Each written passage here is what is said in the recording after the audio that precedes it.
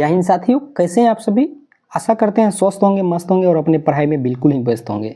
दोस्तों, इस वीडियो में हम बात करेंगे एडुटेरिया प्रैक्टिस सेट 5 के बारे में, जो कि हमने आप सभी के लिए सीरीज स्टार्ट किया है। इसमें कुल 150 सेट है। 150 सेट में आज हमारा 5वां नंबर सेट है और इससे पहले हमने 4 सेट का डिस्कशन फुल्ली देख चुका है। और आप सभी अगर उस वीडियो को नहीं देखे हैं तो वीडियो को प्ले लिस्ट में जा करके ज़रूर देखिए। अगर आप हमारे चैनल पर नए हैं तो हमारे चैनल को सब्सक्राइब जरूर कर लीजिएगा। दोस्तों, सब्सक्राइब करने के साथ साथ जो है हमारे वीडियो को लाइक कर दीजिए। लाइक करने के साथ साथ आप हमें कमेंट में ज़रूर अपना राय विचार दीजिए।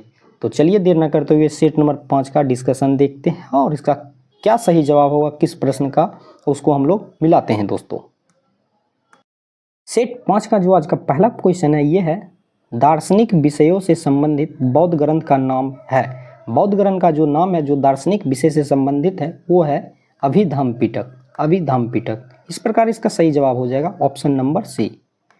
नेक्स्ट, निम्नलिखित कथनों पर विचार कीजिए, फिर कूट से सही कथन का विकल्प चुनिए।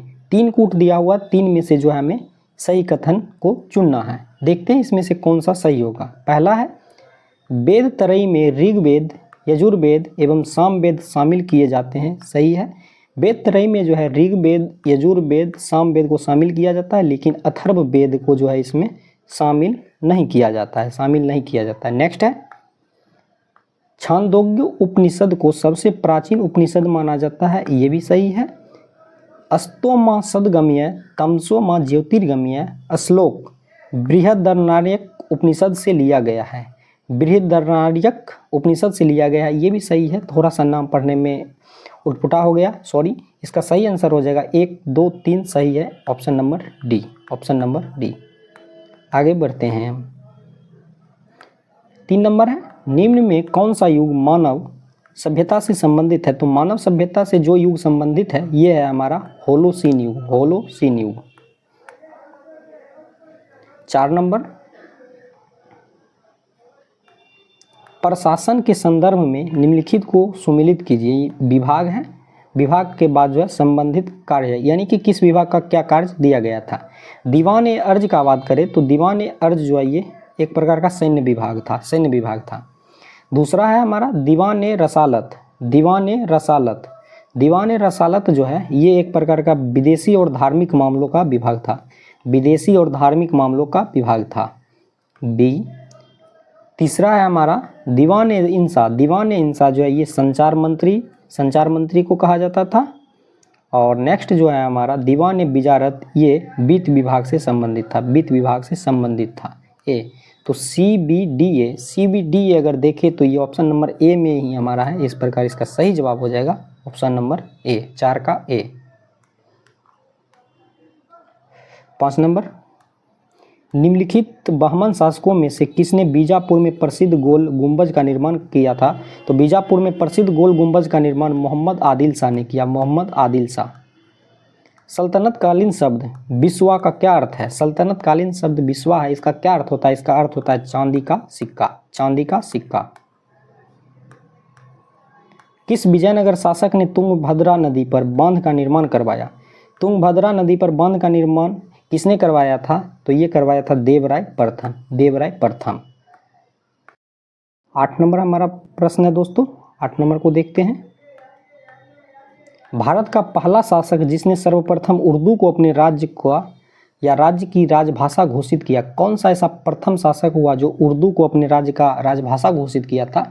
ये था आपका इब्राहिम आदिल शाह द्वितीय। इब्राहिम आदिल शाह द्वितीय।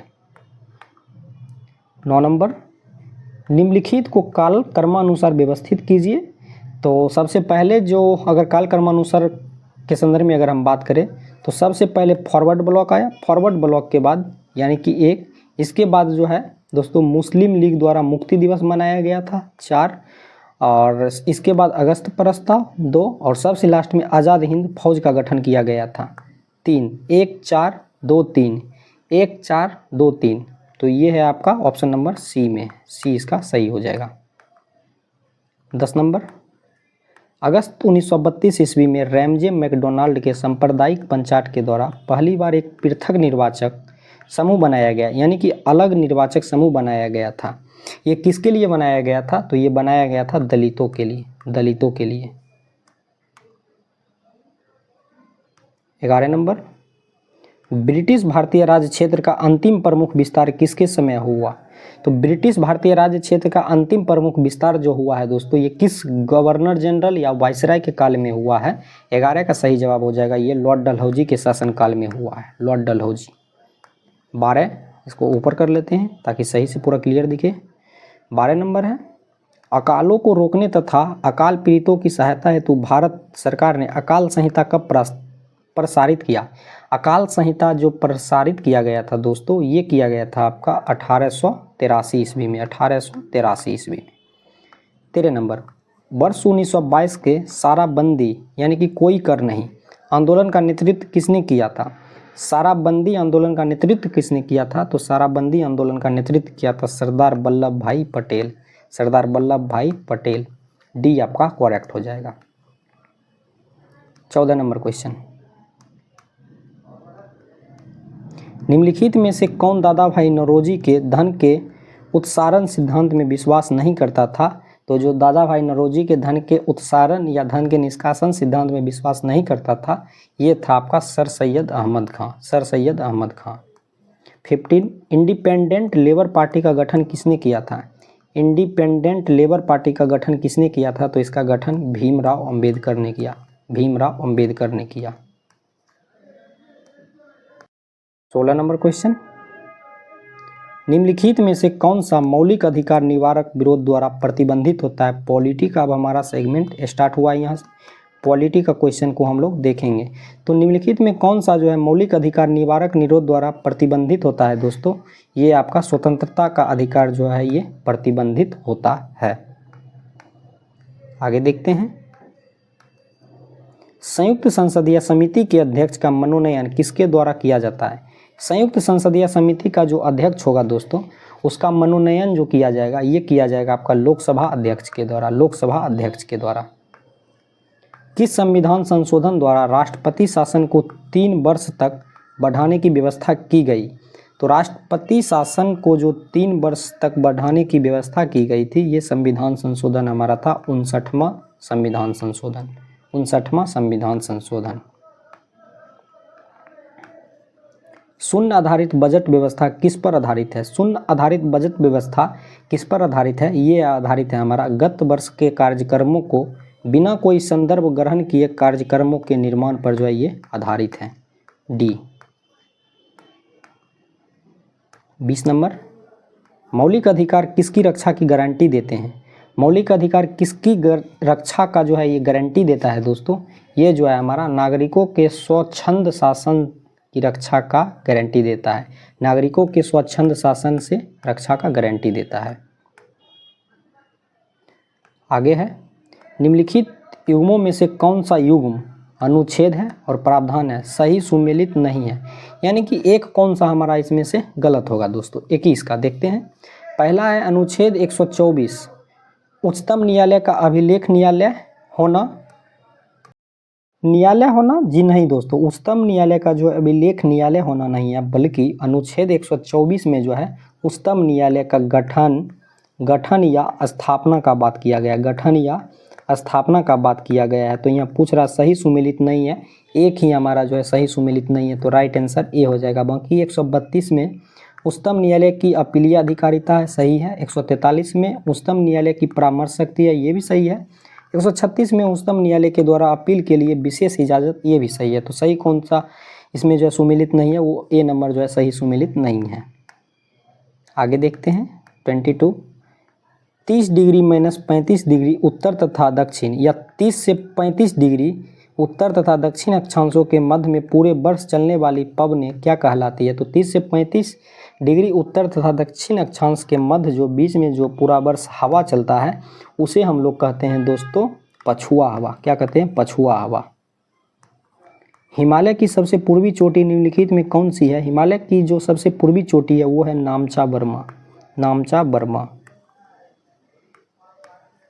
किसी नक्शे पर ढाल को दिखाने के लिए खींची गई असंबद्ध रेखाएं क्या कहलाती है? तो किसी नक्शे पर ढाल को दिखाने के लिए जो असंबद्ध रेखाएं खींची जाती है दोस्तों वो हैच्योर कहलाती है, हैच्योर कहलाती है, हैच्योर। 25 नंबर हमारा दोस्तों क्वेश्चन है, निम्नलिखित में से किस महासागर का सर्वाधिक विस्तृत महाद्वीपीय ढाल क्षेत्र है? 25 का सही आंसर हो जाएगा ये अटलांटिक महासागर में, अटलांटिक महासागर में। 26 धारवाहक चालक का संबंध किससे होता है? धारवाहक चालक का जो संबंध होता है दोस्तों ये होता है आपका चुंबकीय क्षेत्र से, चुंबकीय क्षेत्र से। हिग्स बोसॉन की उपस्थिति की पुष्टि किसका औचित्य सिद्ध करेगी? ये जो सिद्ध करेगी दोस्तों ये करेगी आपका ब्रह्मांड की अस्थायी दशा में प्रतिरूप का, ब्रह्मांड की अस्थायी दशा में प्रतिरूप का, सी। आगे देखते हैं 28 नम वायु में रखी गई लोहे की चादर पर जंग लग जाता है, जंग के संबंध में कौन सही है? जंग के संदर्भ में कौन सा सही है? 28 का जो सही आंसर हो जाएगा ये हो जाएगा दोस्तों एक यौगिक है, एक या यौगिक है, यही हमारा सही है, बी। आगे देखते हैं हैबर प्रक्रिया द्वारा अमोनिया के उत्पादन में किस उत्प्रेरक का उपयोग किया जाता है? तो हैबर प्रक्रिया द्वारा जो अमोनिया के उत्पादन में जिस उत्प्रेरक का उपयोग किया जाता है ना दोस्तों वो जो है सिर्फ और सिर्फ लोहा का उपयोग किया जाता है, लोहा का उपयोग किया जाता है। तो केवल दो, केवल दो। 30 नंबर एम कोष में अधिकतम कितने इलेक्ट्रॉन हो सकते हैं? तो एम कोष में अधिकतम इलेक्ट्रॉन जो है 18 हो सकते हैं, 18 हो सकते हैं। 31 निम्न में कौन सा रासायनिक तत्व क्षारीय मृदा धातुओं के समूह से संबंधित नहीं है? धातुओं के समूह से जो संबंधित नहीं है वो है आपका दोस्तों पोटेशियम, पोटेशियम। 32 निम्न में से मिल्क ऑफ मैग्नीशिया क्या है? मिल्क ऑफ मैग्नीशिया क्या है? तो मिल्क ऑफ मैग्नीशिया जो है ये मृदु क्षारक है, मृदु क्षारक है। 33 निम्न में कौन लिंग निर्धारण के लिए उत्तरदायी होते हैं? लिंग निर्धारण के लिए जो उत्तरदायी होते हैं वो हैं आपका एलोसोम्स, एलोसोम्स, सी। 34 यदि किसी जीवाणु में केवल एक सिरे पर फ्लैजेला होता है तो इसे क्या कहा जाता है? यदि किसी जीवाणु में केवल एक सिरे पर फ्लैजेला होगा तो इसे क्या कहेंगे दोस्तों? 34 का सही आंसर इसे मोनोट्राइकस कहेंगे, मोनोट्राइकस। 35 नंबर निम्न में कौन सा कोशिकांग अमीबा में जल की मात्रा को बनाए रखने के लिए उत्तरदायी होता है? तो ये जो जल की मात्रा को बनाए रखने के लिए उत्तरदायी होता है वो है आपका संकुचनशील रिक्तिकाएं, संकुचनशील रिक्तिकाएं। त्वचीय शोषण होता है, त्वचीय शोषण, त्वचीय शोषण क्या होता है दोस्तों या किसमें होता है त्वचीय शोषण? 36 का सही आंसर ये केंचुआ में होता है। ये त्वचा से जो है शोषण यानी कि सांस लेता है। केंचुआ जिसे हम लोग चाली कहते हैं, क्या कहते हैं? चाली, जो वर्षा के दिनों में निकलता है। चाली से मछली भी फंसाया जाता है बंसी के द्वारा। 37 है मनुष्यों के पाचन तंत्र में उत्सर्जित अम्ल कौन सा होता है? मनुष्य के पाचन तंत्र में जो उत्सर्जित अम्ल होगा वो कौन सा होगा? ये अम्ल आपका होगा दोस्तों हाइड्रोक्लोरिक अम्ल। कौन सा? हाइड्रोक्लोरिक अम्ल। 38 मानव मस्तिष्क का कौन सा भाग उल्टी यानी कि वोमिटिंग की अनैच्छिक क्रिया को नियंत्रित करता है? तो मानव का जो मस्तिष्क का ऐसा कौन सा भाग है जो उल्टी जो हम लोग करते हैं, वोमिटिंग करते हैं, उसे अनैच्छिक क्रिया को नियंत्रित करता है, उस पर कंट्रोल करता है? ये भाग है आपका पश्च मस्तिष्क, पश्च मस्तिष्क यानी पीछे का मस्तिष्क। नेक्स्ट है 39 टेरिडोफाइटा समूह के पौधों में निम्न में क्या नहीं पाया जाता है? टेरिडोफाइटा समूह के पौधों में जो नहीं पाया जाता है दोस्तों वो है हमारा पुष्प, ये फूल जो है इसमें नहीं पाया जाता है। 40 नंबर पौधों में ऊर्जा का अंतिम स्रोत क्या है? पौधा में जो है ऊर्जा का अंतिम स्रोत क्या है? ऊर्जा का जो अंतिम स्रोत है ये सूर्य का प्रकाश, सूर्य का प्रकाश। 41 कोई भी ऐसी वस्तु जो सरलता से पर्याप्त मात्रा में उपलब्ध हो और जिसे जनता ने सुविधा की दृष्टि से मुद्रा का दर्जा दे दिया हो क्या कहलाता है? ये जो कहलाएगा ये कहलाएगा आपका वस्तु मुद्रा। क्या कहलाएगा? वस्तु मुद्रा। 42 भारत में योजना का मुख्य उद्देश्य विकास की एक ऐसी प्रक्रिया प्रारंभ करना था जो रहन सहन के स्तर को ऊंचा उठाए तथा लोगों के लिए समृद्ध एवं वैविध्यपूर्ण जीवन के नए अवसर उपलब्ध कराए। यह ध्येय यानी कि यह कथन किस पंचवर्षीय योजना से संबंधित है?